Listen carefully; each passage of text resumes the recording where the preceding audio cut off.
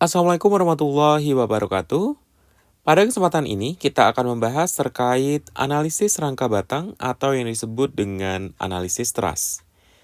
Sebelum kita membahas lebih lanjut, terlebih dahulu kita akan mereview secara sekilas terkait materi yang telah kita selesaikan pada awal semester, yaitu terkait jenis struktur bangunan yang ada di teknik sipil. Jadi jenis struktur bangunan di teknik sipil umumnya terbagi menjadi dua jenis. Yang pertama adalah struktur portal atau dikenal dengan frame, dan yang kedua adalah struktur rangka atau dikenal dengan truss. Pada awal pertemuan hingga tengah semester, kita sudah menyelesaikan proses analisis dari struktur portal. Di sana kita berhadapan dengan portal sederhana, kemudian portal 3 sendi, portal pelengkung, serta portal pelengkung 3 sendi. Di sini apabila kita cermati, kita disajikan dua buah contoh aplikasi atau penerapan struktur portal yang ada di lapangan. Contoh yang pertama di sini adalah sebuah gedung warehouse. Jadi apabila kita cermati, struktur yang dibentuk dari kolom, kemudian balok dari bangunan ini membentuk sebuah bagian dari struktur portal. Kemudian apabila kita mencermati gambar yang kedua, di sini kita lihat ada sebuah gedung beton bertulang yang apabila kita cermati lebih lanjut, struktur yang dibentuk dari susunan kolom, kemudian balok yang ada pada bangunan tersebut juga membentuk sebuah struktur portal. Kemudian apabila kita beralih terkait struktur rangka, yaitu yang akan kita pelajari untuk pertemuan ini, di sini terdapat dua contoh. Yang pertama adalah sebuah kuda-kuda baja yang terdapat pada sebuah bangunan. Kemudian contoh penerapan yang kedua adalah struktur jembatan rangka baja. Tentu saja teman-teman sudah sangat familiar dengan kedua struktur tersebut. Pada pertemuan ini kita akan belajar untuk menganalisis kedua struktur tersebut untuk menghasilkan atau untuk mengetahui nilai dari gaya batang yang ada di dalamnya sebagai gaya dalam dari struktur rangka tersebut.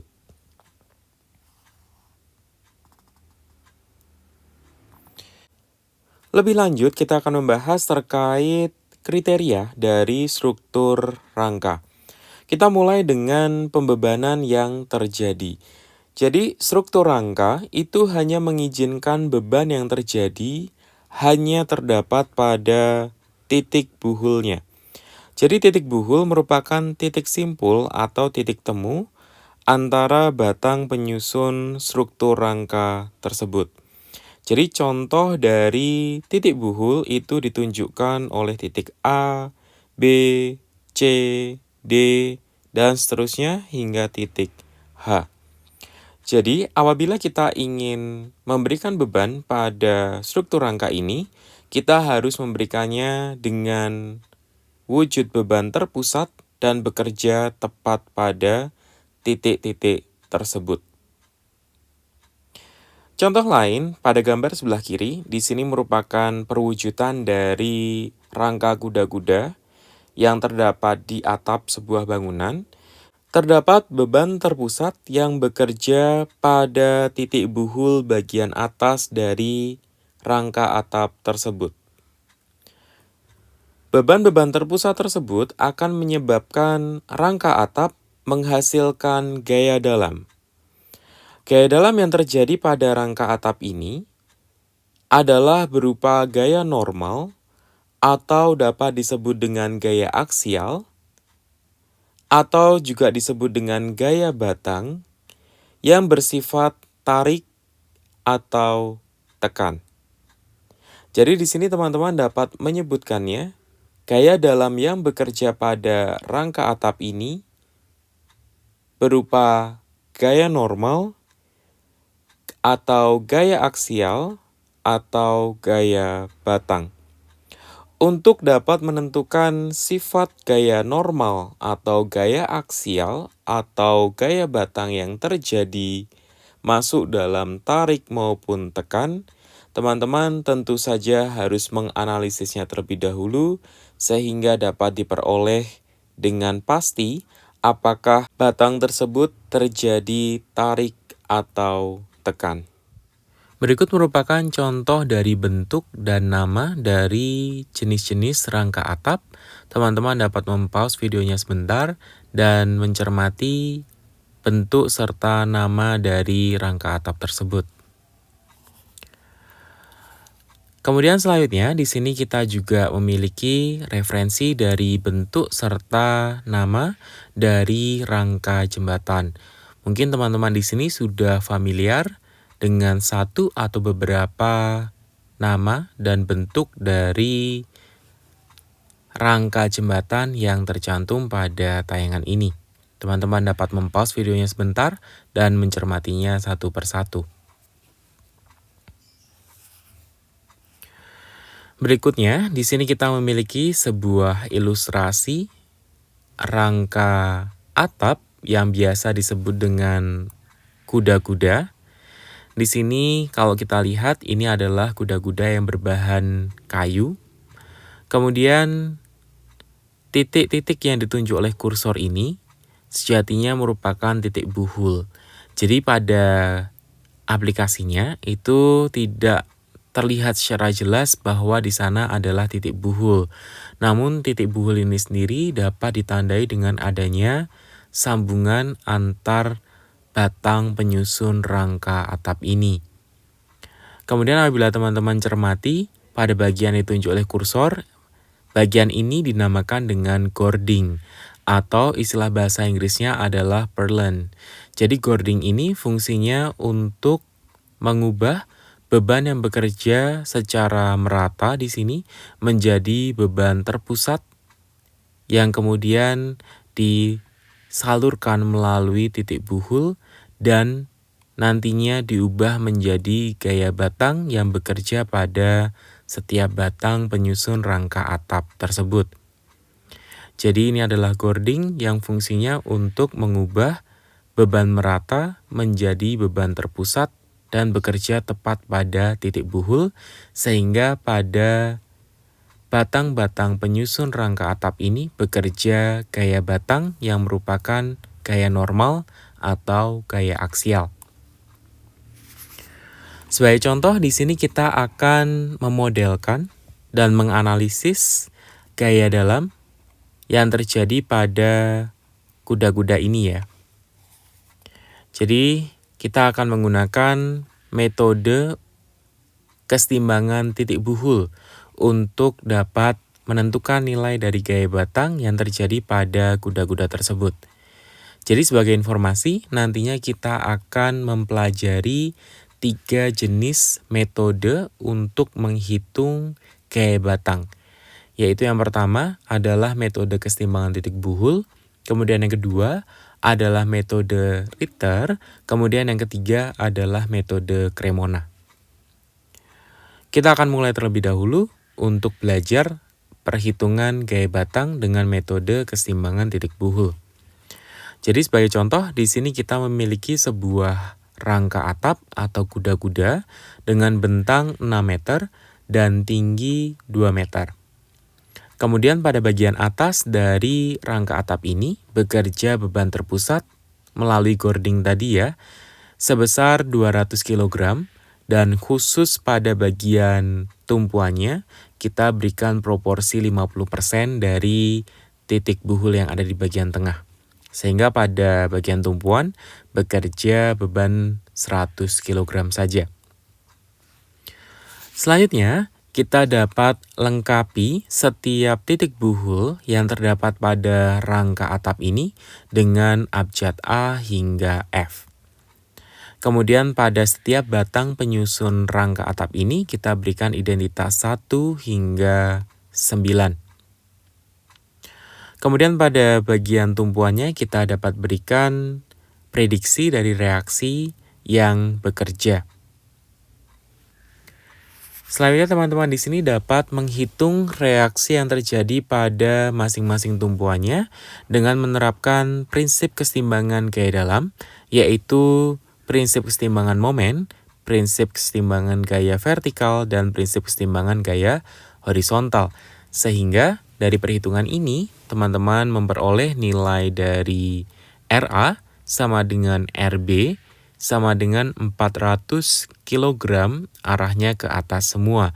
Dan pada tumpuan sendi di sini tidak dijumpai adanya reaksi arah horizontal karena pada sistem struktur yang kita tinjau tidak bekerja beban horizontal sama sekali. Kita dapat rekap hasil dari perhitungan.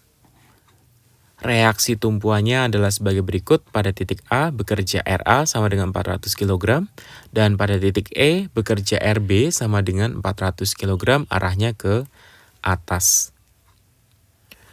Selanjutnya kita dapat menghitung gaya batang yang terjadi pada setiap titik buhul yang terdapat pada struktur rangka ini. Jadi sebagai catatan, karena struktur rangka atap kita kalau dilihat terhadap titik CF, ini simetri ya.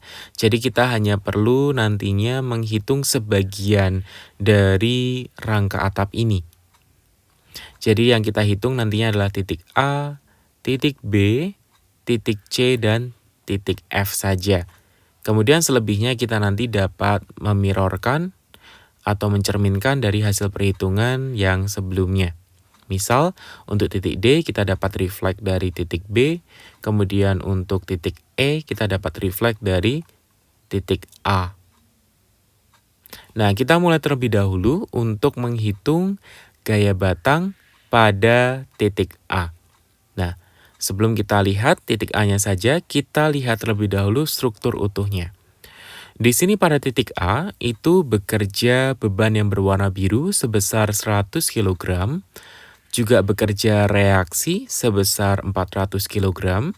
Kemudian pada titik A yang merupakan pertemuan antara batang 1 dan batang 6. Nantinya kita akan lukiskan komponen-komponen penyusun dari titik buhul A tersebut. Jadi, kita bisa salin contohnya sebagai berikut. Titik A masih di sini, tumpuannya masih ada. Kita gambarkan potongan dari batang 6 dan potongan dari batang 1. Kemudian, sudut yang dibentuk oleh batang 1 terhadap batang 6 atau sebaliknya, kita anggap sebesar alfa. Di mana nilai dari sudut alfa dapat teman-teman cari dengan menerapkan prinsip trigonometri.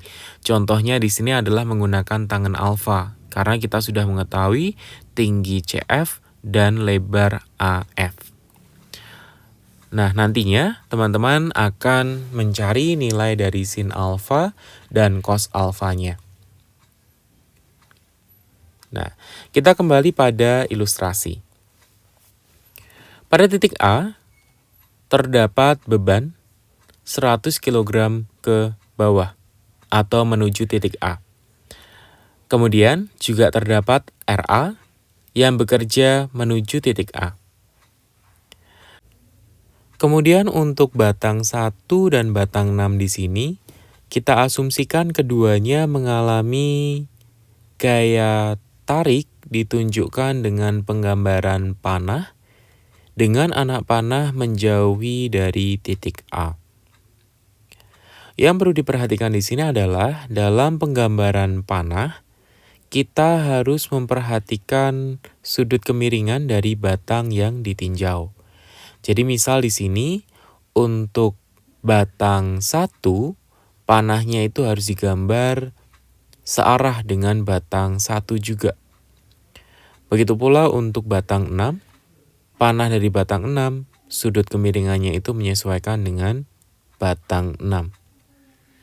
N1 dan N6 adalah nilai dari gaya batang yang terjadi pada batang yang bersesuaian.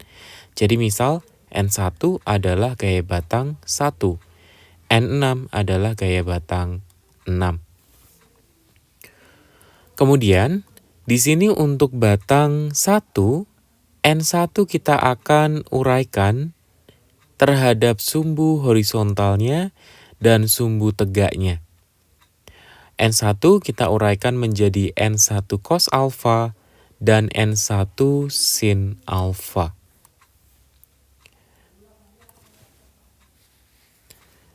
Nah, lebih sederhananya, di sini kita akan menggambarkan reaksi serta gaya batang yang terjadi pada titik buhul A sebagai berikut.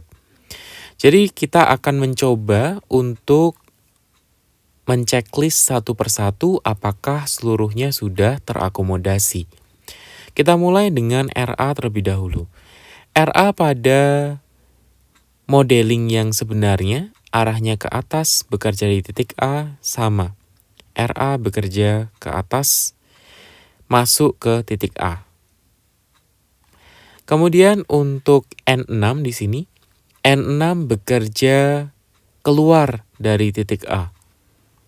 Keluar dari titik A. Kemudian 100 dia mengarah menuju titik A. 100 menuju titik A. Kemudian karena N1 di sini sudah kita uraikan menjadi N1 cos alfa dan N1 sin alfa, kita akan move penguraian dari gaya batang tersebut ke titik A ini. Jadi seolah-olah N1 sin alfa berada pada sumbu vertikal searah dengan titik A dan N1 cos alfa akan bekerja pada sumbu horizontal searah dengan titik A. Sehingga pada ilustrasi ini kita dapat masukkan N1 sin alfa arahnya ke atas terhadap titik A atau menjauhi titik A. Jadinya seperti ini. Kemudian untuk N1 cos alfa bekerja menjauhi titik A. Berarti kita gambar seperti ini, panahnya menjauh dari titik A.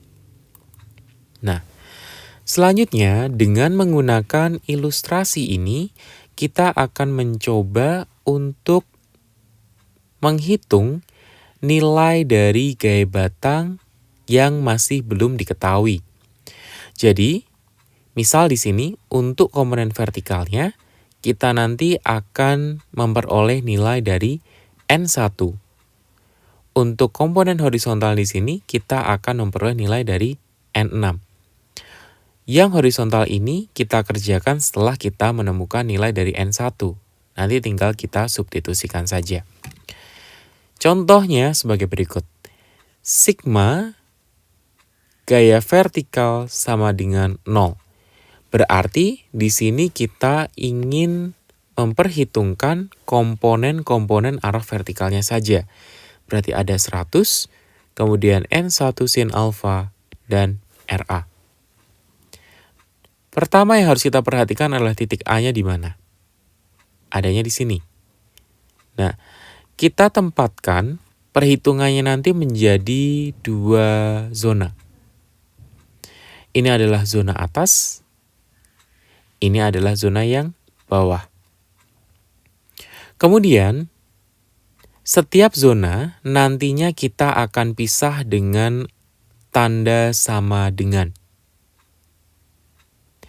Kemudian, hal yang perlu disepakati adalah apabila panah yang bekerja itu mendekati titik yang dimaksud, dalam kasus ini misal RA bekerja menuju titik A, berarti kita asumsikan operasinya nanti negatif atau dikurangi. Kemudian, apabila contohnya seperti N1 sin alfa, panahnya bekerja menjauhi titik A, maka kita anggap operasinya nanti positif. Berarti dengan prinsip yang tadi, kasus dari beban 100 kg karena panahnya menuju titik A, kita berikan tanda operasi negatif. Jadi ada dua hal yang kita sepakati tadi. Satu, kesepakatan zonase atau sisi perhitungan, yang titiknya nanti kita akan beri tanda sama dengan. Kemudian yang kedua adalah prinsip operasinya. Kalau panahnya menjauhi titik berarti kita berikan positif. Kalau panahnya mendekati atau menuju titik kita berikan tanda negatif. Kita mulai dengan sigma V sama dengan 0. Area yang pertama atau zona yang pertama. Jadi di sini ada 100 dan N1 sin alfa. Berarti 100 kg menuju A. Berarti minus 100. Kemudian N1 sin alfa bekerja menjauhi titik A. Berarti plus N1 sin alfa. Minus 100 plus N1 sin alfa. Sama dengan RA. Di sini karena bekerja menuju titik A berarti operasinya negatif. Sama dengan min RA. Atau susunan lengkapnya, minus 100 plus N1 sin alfa sama dengan minus RA. Nanti silahkan teman-teman apabila masih belum mendapatkan esensinya, dapat di-rewind lagi pada bagian yang belum dimengerti. Kita tinggal substitusikan hal yang sudah kita ketahui, diantaranya adalah sinus alfa dan RA. Sehingga kita peroleh nilai N1 sama dengan minus 540,541 kg. Atau dapat disederhanakan menjadi 540,541 kg negatif. Nah, karena kita sudah mengetahui nilai dari N1, kita dapat gunakan untuk perhitungan dalam mencari N6. Yaitu kita akan gunakan prinsip kesetimbangan yang kedua di sini, sigma H sama dengan 0. Berarti di sana akan disumbangkan oleh N6 dan N1 cos alfa. Di sini kita lihat sisi kiri dari titik A kosong. Sisi kanan dari titik A terdapat N6 dan N1 cos alfa. Berarti nanti 0 sama dengan sesuatu. Di mana kalau kita cermati lebih lanjut, arah gaya yang diwujudkan dengan panah yang ada di sini bekerja seluruhnya menjauhi dari titik A. Berarti operasinya seluruhnya akan positif. Berarti 0 sama dengan N6 plus N1 cos alfa. Atau juga dapat ditulis dengan N6 plus N1 cos alfa sama dengan 0. 0 di sini karena pada bagian zona yang lain tidak terdapat komponen gaya atau reaksi yang bekerja. Di sini hanya disumbangkan oleh N6 dan N1 cos alfa di satu sisi, dan operasinya seluruhnya positif. Kita tinggal substitusikan saja nilai dari N1 dan nilai dari cos alfa, sehingga diperoleh N6 sama dengan 449,730 kg, dan dia positif sifatnya. Kalau negatif, berarti di sini asumsi bahwa dia batangnya tarik itu salah. Batang 1 itu bersifat tekan, senilai 540,541 kg. Kemudian untuk batang 6, di sini positif berarti batang 6 bersifat tarik sebesar 449,730 kg. Itu adalah besaran dari gaya batang atau gaya normal atau gaya aksialnya. Di sini kita selesai dengan titik A. Kita lanjutkan dengan titik B. Di titik B, berarti di sini kita kembalikan dulu aslinya seperti apa. Titik B merupakan gabungan antara batang 1, batang 2, batang 7, dan beban terpusat menuju titik B sebesar 200 kg. Kita cuplik bagian ini, kita gambarkan sebagai berikut. terlihat seperti rumit gitu ya. Padahal ini simple sebenarnya. Jadi kita perhatikan terlebih dahulu yang batang berwarna hitam. Ini adalah yang asli ya. Kemudian di sini kita tambahkan garis bantu untuk memberikan info bahwa batang 2 di sini membentuk sudut alfa terhadap sumbu horizontal globalnya. Nah, di sini sudah kita cuplik ya untuk batang 1, 2, 7 terkumpul semua di titik buhul B. Di sini juga terjadi beban sebesar 200 kg. Panahnya menuju titik B. Dasarnya dari mana? Dari gambar struktur sebelumnya. Nah, sama seperti sebelumnya, apabila kita menjumpai sebuah batang yang membentuk kemiringan, sehingga pada batang tersebut terjadi gaya batang juga. Gaya batang yang miring tadi kita akan uraikan terhadap sumbu vertikal dan sumbu horizontalnya.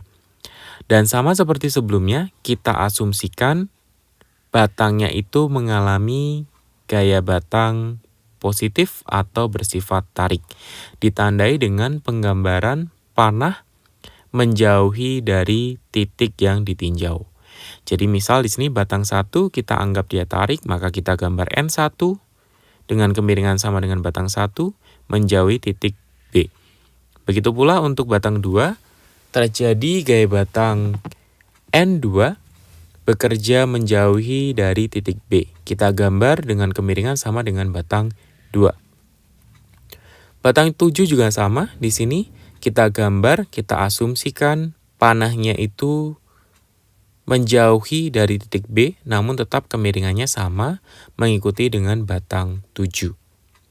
Kita uraikan, kita terapkan prinsip trigonometri ya di sini ya. N2, komponennya adalah N2 cos alfa, N2 sin alfa.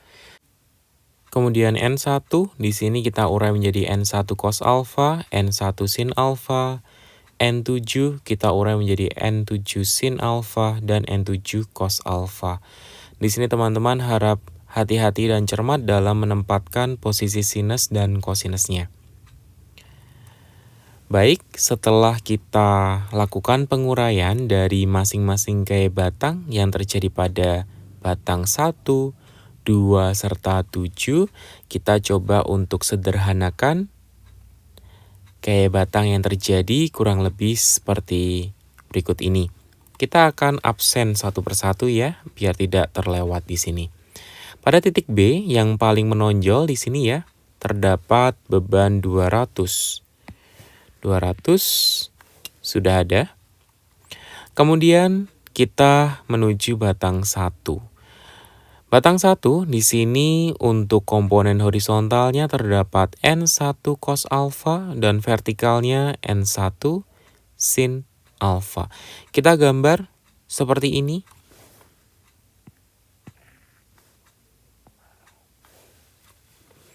Kemudian untuk N2 ada uraiannya yaitu N2 sin alfa dan N2 cos alfa.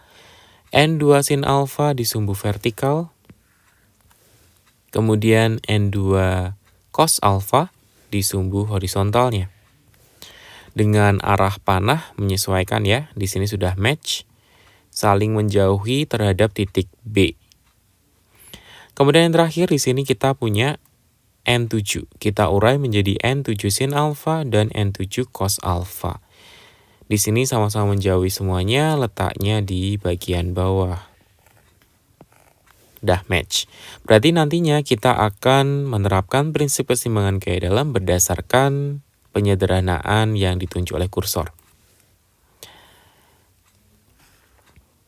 Baik, kita mulai terlebih dahulu dengan menerapkan prinsip keseimbangan gaya horizontal sama dengan 0. Di sini berarti kita memiliki dua zona ya, zona kiri dan zona kanan. Kemudian tepat pemisahnya nanti kita akan berikan sama dengan. Untuk zona kiri, di sini terdapat N1 cos alfa. Panahnya menjauhi titik B, berarti operasinya positif. N1 cos alfa. Ada yang lain? Tidak ada ya, berarti hanya N1 cos alfa positif. Sama dengan, di sini kalau kita lihat ada komponen N2 cos alfa dan N7 cos alfa. Keduanya memiliki arah menjauhi dari titik B. Berarti operasinya positif semuanya. N2 cos alfa plus N7 cos alfa. Nah, di sini untuk lebih menyederhanakan lagi, kalau kita lihat di sana kan menggunakan variabel yang sama ya, yaitu cos alfa, cos alfa, cos alfa. Kita hilangkan saja, sehingga menyisakan N1 sama dengan N2 plus N7. Berhubung N1 di sini sudah kita ketahui nilainya berapa, kita tinggal substitusikan berdasarkan perhitungan sebelumnya. Dan di sini kita kembalikan ya, karena dia itu sebenarnya bernilai negatif, ya kita gunakan nilai negatif untuk substitusi N1-nya. Sehingga kita peroleh minus 540,541 sama dengan N2 plus N7. Nah, kebetulan dalam kasus ini kita tidak dapat secara langsung mendapatkan salah satu nilainya. Kita harus nantinya menggunakan prinsip eliminasi untuk memperoleh nilai N2 dan N7. Kita lanjutkan terlebih dahulu dengan prinsip kesetimbangan kayak dalam yang kedua, yaitu sigma V sama dengan 0. Berarti di sini kita lihat komponen vertikalnya. Komponen vertikalnya di sini ada N2 sin alfa, ada 200, ada N1 sin alfa, dan N7 sin alfa. Kalau kita lihat berdasarkan zonasenya, pada bagian atas ada N2 sin alfa bekerja menjauhi titik B, dan 200 bekerja mendekati titik B. Berarti operasinya sama dengan N2 sin alfa positif ya tadi, dikurangi dengan 200. Sama dengan, kita lihat yang area bawah, N1 sin alfa plus N7 sin alfa. Kenapa positif? Karena keduanya bekerja menjauhi dari titik B. Sehingga di sini kita peroleh lengkapnya N2 sin alfa minus 200 sama dengan N1 sin alfa plus N7 sin alfa. Kita dapat substitusikan angkanya, kita sederhanakan, sehingga kita peroleh formulasi 180,181 sama dengan minus N2 plus N7. Dengan persamaan 1 dan persamaan 2, kita dapat eliminasi dengan pendekatan masing-masing ya. Nah, di sini kita peroleh nilai dari N7 sama dengan minus 180,180 kg. Atau dapat disederhanakan menjadi N7 sama dengan 180,180 kg negatif. Berarti batang 7 sifatnya tekan. Kemudian dengan menggunakan salah satu persamaan, kita dapat substitusikan untuk memperoleh nilai dari N2. N2 di sini kita peroleh senilai minus 360,361 kg atau 360,361 kg tekan. Nah, dari sini kita sudah mendapatkan nilai gaya batang N2 dan N7 setelah sebelumnya kita sudah peroleh N1 dan N6. Berarti kita sudah menyelesaikan di sini ya. 1, 2, 7, 6. Kita tinggal mencari nilai dari N8. Karena struktur kita simetri. Yang sisi kanan di sini tidak perlu kita hitung. Kita hanya perlu mencari N8. N8 di sini kita menggunakan pendekatan yang mana? Lebih baik C atau F. Nah, di sini triknya teman-teman itu menggunakan jumlah batang yang minimum saja. Kalau titik F di sini kan batangnya ada 5. Titik C batangnya ada 3. Lebih baik menggunakan tinjauan titik C saja, sehingga nanti kita akan cuplik bagian yang ditunjuk oleh kursor. Titik C akan melibatkan titik beban 200 kg, kemudian batang 2, batang 8, dan batang 3. Kita akan salin cuplikan dari batang yang terkumpul pada titik C, seperti ini ya.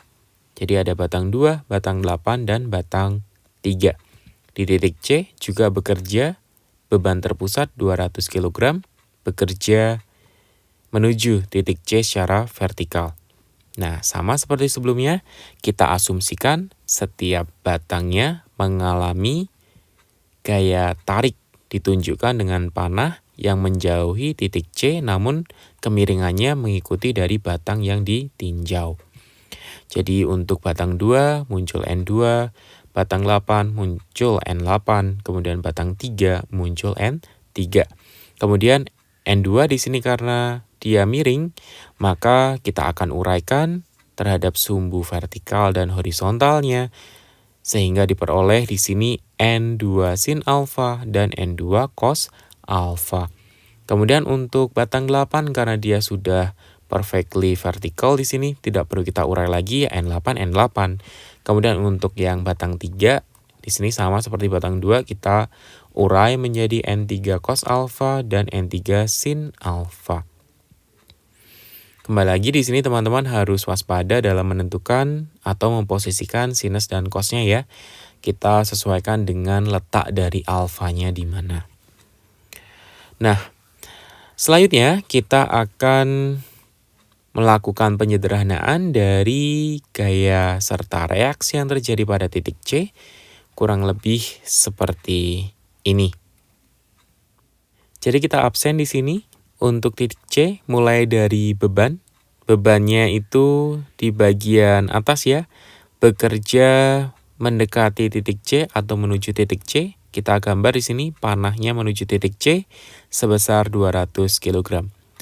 Apakah ada komponen yang bekerja di atasnya 200? Di sini nggak ada ya. Yang ada di bagian atas hanya 200 kg saja. Kemudian kita beralih ke batang 2. Ada N2 cos alfa dan N2 sin alfa. Kita tinggal salin saja ya untuk komponen horizontalnya. Ke arah kiri ada N2 cos alfa, match. Di sini N2 cos alfa. Kemudian untuk komponen vertikalnya di sini ada N2 sin alfa ke arah bawah. Di sini juga ada N2 sin alfa ke arah bawah. Kemudian pada titik C, batang 8 terjadi N8 ke bawah. Warna merah ya di sini ya. Kita gambar di sini N8 ke bawah juga. Kemudian di sini kita punya N3, kita uraikan N3 cos alfa dan N3 sin alfa. Kita gambarkan N3 cos alfa mendatar terhadap titik C. Kemudian untuk N3 sin alfa vertikal terhadap titik C. Nah, selanjutnya berdasarkan penguraian ini, kita akan formulasikan persamaan-persamaan yang akan membantu kita dalam menentukan nilai dari N8. Kita mulai dengan sigma gaya horizontal sama dengan 0. Berarti di sini ada N2 cos alfa dan N3 cos alfa. Kebetulan di sini keduanya saling bekerja menjauhi dari titik C. Berarti keduanya itu sifatnya positif. N2 cos alfa sama dengan N3 cos alfa. Berarti N2 sama dengan N3. Nah, ini sekaligus membuktikan bahwa struktur kita itu simetris ya. Jadi N2 sama dengan N3. Kita lihat gambarnya. Nah, N2 sama dengan N3. Nah, ini kan memang batangnya saling bercerminan kan ya. Berarti memang kita tidak perlu menghitung sisi sebelah kanannya karena sisi sebelah kanan ini pencerminan dari sisi sebelah kiri. Baik wujud struktur maupun nilai beban yang terjadi. Selama beban yang terjadi di sini sama-sama simetris ya, di sini susunannya 100 200 200, 100 200 200, strukturnya juga sama, ukurannya simetri. N2 sama dengan N3 confirm di sini. Kemudian kita lanjutkan dengan sigma gaya vertikal sama dengan 0. Di sini cukup banyak, tapi ini sederhana sekali. Kita lihat dulu dari bagian atas nih. Di bagian atas di sini bekerja 200 kg, panahnya mendekati titik C. Berarti gimana? Berarti dia operasinya negatif. Berarti di sisi kiri negatif 200. Ada yang lain? Tidak ada ya. Sama dengan, kita lihat di sini. N8, N2 sin alfa, N3 sin alfa. Panahnya gimana ini? Menjauhi terhadap titik C. Sehingga ketiga komponen gaya batang ini operasinya positif semuanya. Formulasi lengkapnya minus 200 sama dengan N8 plus N2 sin alfa plus N3 cos alfa. Di sini sudah kita ketahui N2 sama dengan N3, kita tinggal substitusikan di sini. Nantinya kita dapat peroleh nilai dari N8 sama dengan 200 kg. Positif. Berarti batang 8 di sini merupakan batang tarik. Nah, kalau tadi kita rekap ulang, N1, N2, N7 ini adalah batang tekan semuanya. Batang tariknya adalah N6 dan N8. Atau lebih lengkapnya kalau secara keseluruhan ya di sini ya. N1, N2, N3, N4, N9, N7 itu merupakan batang tekan. N8, N6, dan N5 adalah batang tarik. Dengan nilai menyesuaikan hasil perhitungan ya, kita dapat rekap kurang lebih seperti ini. Teman-teman dapat pause, kemudian dapat cermati satu per satu. Nah, di sini selanjutnya setelah kita mendapatkan nilai dari gaya batang yang terjadi, kita dapat menggambarkan bidang gaya dalamnya. Nah, di sini blessing buat teman-teman karena gaya batangnya hanya satu ya, yaitu gaya aksial saja, sehingga teman-teman dapat menggambarkan nilai dari gaya batang yang terjadi pada masing-masing batangnya. Di sini distribusinya tentu saja linear ya, lurus. Jadi setiap batang itu pasti dia lurus seperti ini. Kemudian untuk nilai negatif kita gambar di sisi bawah dari batang yang bersesuaian, nilai positif kita gambar di bagian atasnya. Kemudian kalau tegak gimana? Kita gambarkan di sisi kanannya untuk positif, sisi kiri untuk yang negatif. Nah, teman-teman silahkan mencermati. Ini adalah wujud dari gaya batang yang terjadi pada rangka atap yang kita telah analisis dengan menggunakan pendekatan metode keseimbangan titik buhul. Jadi silahkan untuk di-pause dan dicermati lebih lanjut.